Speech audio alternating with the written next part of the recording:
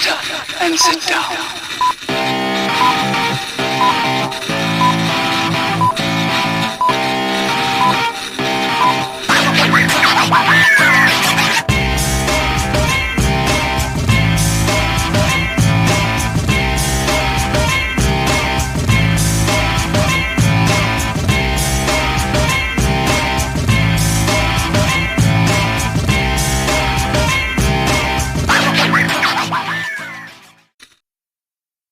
Welcome everybody to another edition of the Rural Report.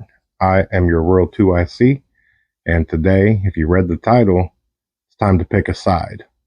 And before we get all into this, hopefully it's not clickbaity, I'm not trying to trick you. This is not the video where I'm telling you to pick red or blue, or the donkey or the elephant, or Republican or Democrat, or this issue versus that issue.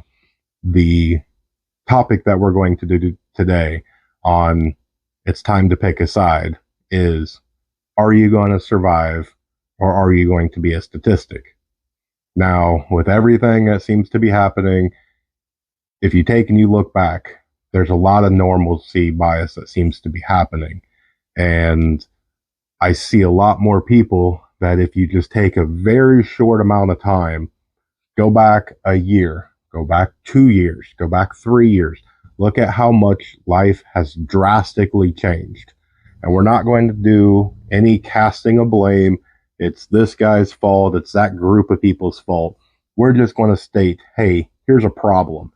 And so how are you going to deal with that problem? And you have things that are going around globally, around the world. You have things that are going on, in this hemisphere, in this country, all the way down to regionally, to your state, to, your locality. And this is kind of half geared towards the people that are here in the United States, but we do have some members that are abroad. So with that, if you're new here and this is your first time, welcome. Thank you for joining us. Don't forget to hit the like and subscribe, hit the little bell notification so that way YouTube will hopefully remind you that whenever we make new content, and try and share this with somebody that is new to preparedness. This channel is all based on people that this might be your first day, this might be your first week, month, whatnot, but we are geared towards helping you get better prepared than those that are not. So going back to the topic for today, and I promise we'll keep this one short. It's time to pick a side. Are you going to be a statistic? Are you going to be one of the people that go through and have this pretend thing that they seem to have going on, that it's just a little bit, it's just a tiny bit, it's okay, it's okay? Well, eventually there's nothing left to chip off. So at some point in time, you have to have that red line. And I encourage you to take out a piece of paper whenever you have some free time and start writing down your red lines. When this happens, I'm going to bug out. When this happens, I'm going to bug in. When this happens, I'm going to be a little bit more financially, stingy with my money. I'm going to buy X amount of this versus whatever if this happens. The point of being prepared is so that way you have your set goals. You have your red lines. You have everything that makes you prepared. Everybody else, they wait until there's a news cycle that says, hey, all these chickens got called because of X, Y, and Z disease, and there's a possibility of an egg shortage. So what does everybody do? They watch the news, they look on social media, and they run and buy a bunch of eggs, and then thus, there you go. You have an egg shortage. What we try and do is to not be involved in any of that mess.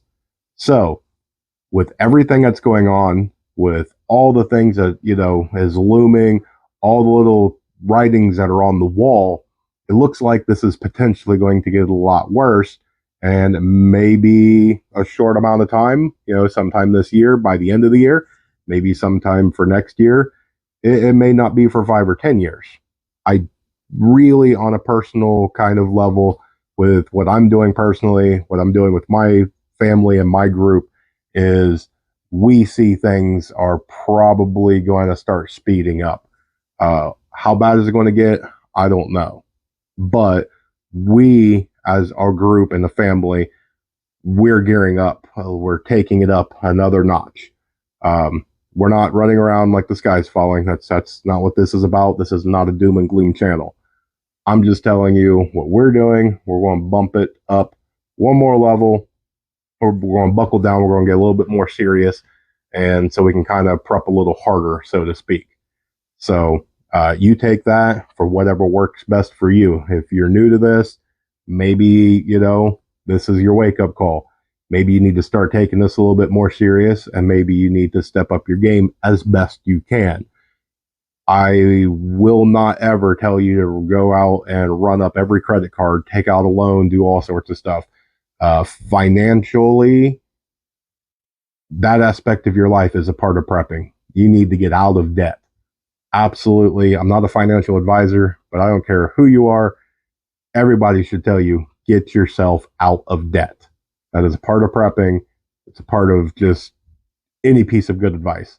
Beyond that, you need to look at yourself, take everything that you have, look at your inventory of your food, your supplies, look at all of your notebooks of, different plans that you're going to have. Take a look at all your different bags, run through everything with the family, do some dry runs.